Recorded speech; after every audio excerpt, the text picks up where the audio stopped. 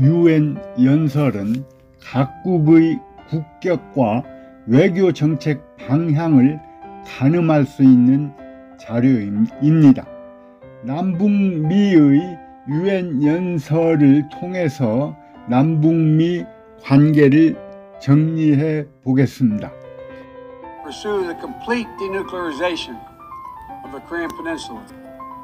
We seek concrete progress toward an available plan with tangible commitments that would increase stability on the peninsula and in the region, as well as improve the lives of the people in the Democratic People's Republic of Korea.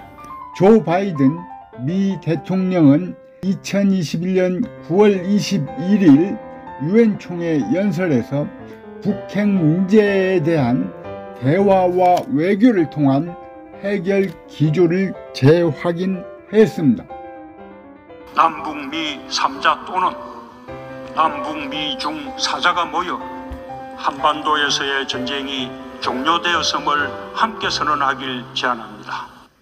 문재인 대통령은 2021년 9월 21일 연설에서 남북 간, 북미 간 대화의 조속한 재개를 촉구했습니다.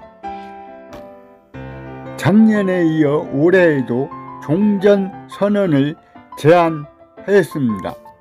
참고로 종전선언은 평화협정으로 가는 길목에서 하는 상호 신뢰 구축을 위한 정치적 선언일 뿐입니다. 반면에 김성 유엔 주재 북한 대사는 미국에 대해 대북 적대시 정책을 철회하라고 요구했습니다. 그 첫걸음으로 합동군사연습과 전략무기 투입을 영구히 중지하라고 말했습니다. 그러면 화답할 수 있다고 한 것이죠.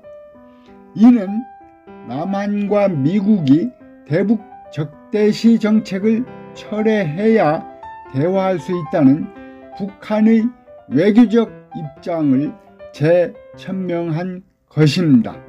김여정 노동당 부부장이 9월 25일 담화에서 한반도 종전선언과 남북 정상회담 가능성을 언급하면서 대북 적대시 정책과 이중 잣대 철회를 요구한 것도 같은 맥락입니다. 다만 김성 대사는 이번 연설을 통해 북한을 적대시하지 않는다고 말로만 하지 말고 합동 군사연습과 남한해의 전략 무기 투입을 영구히 중지하라고 구체적으로 제시한 것입니다. 요약하면 유엔 연설을 통해 한미 정상은 북한이 대화에 나오길 촉구하고 있는 반면에 북한은 대화의 전제 조건으로 대북 적대시 정책 철회, 우선 합동군사연습과 전략무기 투입 중지를 내세운 것입니다. 서로가 조금씩만 양보하면은 대화를 통해서 북핵 문제를 포함한 한반도 문제가 잘 풀릴 것 같기도 합니다.